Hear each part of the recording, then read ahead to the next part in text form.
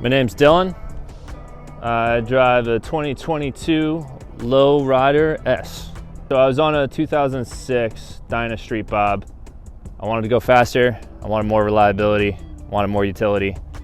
So picked this up and immediately started making some changes. Obviously very much on the utility side compared to the performance side. So back here with the Sissy Bar Luggage Rack combo, this was done by a friend of mine. His name's Joe Lividini over at Live Steel out of Rochester, New York. I wanted this guy to be a coffin, so you can see this upside down coffin shape over here, flowing into the luggage rack, being a tombstone with the twisted structural steel, having that lightning bolt slash through it. Then from there, we have this go down right into the hard mount Pelican 1430 file case saddlebags. You can waterproof, you can lock, you keep just about anything that you need in there. Capacity is a little bit on the small side compared to like your Leather Pros, but parking this in the city, those things are basically bulletproof. I never worry about anything. So we've got, you can't have a Harley Davidson without a Saddleman step-up seat. From here, we also have the nice passenger peg structured as the crash bar, so you get a little 2-for-1 utility setup here. Everything we got going on is like the pickup truck of a motorcycle, if you will. So these pegs right here, nothing but Amazon's finest. You might as well trust where you're standing and your entire body weight with an Amazon product, right? So eventually gonna upgrade those into something more serious. Bar bag, we snapped 2 iPhones with the handlebar mount. So now we're doing the brand new Biltwell X-Fill 2, which seems to be reducing the vibrations quite a bit. And this is just a standard 511 tactical Molly bag that we've fit over to the 12-inch risers on the Kraus setup over here. So we have a 12-inch stem into kickback with the Kraus setup. These are stock Harley-Davidson handlebars right now with the Kraus gauge bucket to get this mounted nice and high. I'm 6'3", so sitting up on this bike, this is perfect eye view for me over the raised windshields with the Memphis shades up in here. Yeah, so bars, I mean, these are probably coming up to about 14 inches total, since this is getting me to, the Kraus just gets me to 12 inches, and then the bars are probably getting me to a total of 14. I'm lanky like a scarecrow, so it seems to get the job done so far. Anything else I didn't talk about? The most commented on mod on this entire bike, if I go to bike shows, events, Deadbeat Retreat, anything like that, I don't have anything that cool that I think would be show worthy. These guys right here, coolest mod on the entire bike. Set of Vans grips, the tip cut open.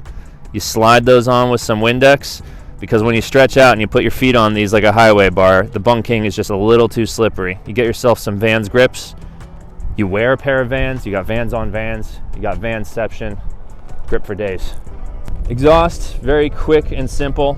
This was stock pipes, and I went with a Taz Performance Zombie baffle, basically straight piped, loud as hell. Sounds like an evil zombie is trying to chase you down and kill you. So it's the perfect sound that you want on a bike in New York City and Jersey City. Eventually we'll probably upgrade that guy as well, but if you're looking for a quick fix, that'll get the job done. Love the bike so far without putting on any real performance upgrades to it, not messing with the engine or the exhaust all that much. Fast as hell, the control is incredible. I really couldn't be happier with anything that I've got on this thing. Gets all the job done, gets me from point A to point B. Does so in a fast and efficient fashion. The Dyna is awesome. I'm always gonna hold a place in my heart for that Dyna. Still have it, that's the 2006. It's comfortable, it's clean, looks fashionable, but this guy right here, performance and control-wise, night and day. Really can't compare. I'm 6'3", and I'm extremely comfortable on this. I can go for a couple of days. It's got a good posture. While it might be tight, and some will say it's a tighter in frame, again, it's 6'3", super comfortable. You just rearrange the handlebars a little bit and you got everything you need. Things that I don't like about this bike. Everyone has them now because they're that good. You see him everywhere? No, I don't know if I could even really think of one issue that I have with this guy right now, other than the fact that it took me a little bit of time to get used to the new posture compared to my Dyna. I do like the monoshock. It is a smoother ride. I love the look of having the 2 exterior shocks like we had on the Dyna, but it was good to have that cleaned up anyway for how I've got the hard bag mounts, so I'm happy with it. Future upgrades, we're definitely gonna do exhaust. We got something special coming on the windscreen, which maybe we'll do something on in the future. We won't disclose too much of that just yet. And then I've been hearing some really tasty things about these cam upgrades, so maybe that's going to be what we do during the winter season. So, you know, weekend warrior type stuff, take it up to Vermont. Love going up to the Green Mountains, clock a couple hundred. I know we're going to do a couple hundred today. And used to ride with a dog. The plan is to get another dog mounted back here. Going riding and camping with a little pup, there's really nothing better in life than that, in my opinion. So the best upgrade that I'm going to put on this thing is a dog right there. Nothing else to mention. I got my life mantra right there on the front of the bike. Live forever just once. It's tattooed on the bike. It's tattooed on my leg.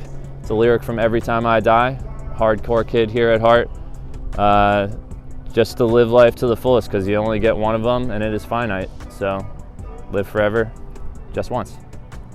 I would recommend the bike for someone who has been on a cruiser already for a little bit, whether they're coming from the Sportster world or they're coming from older Dyna world, and they're looking for something with a little bit more pickup, a little bit more control, and all the modern amenities of LED, throttle by wire, all that fancy stuff.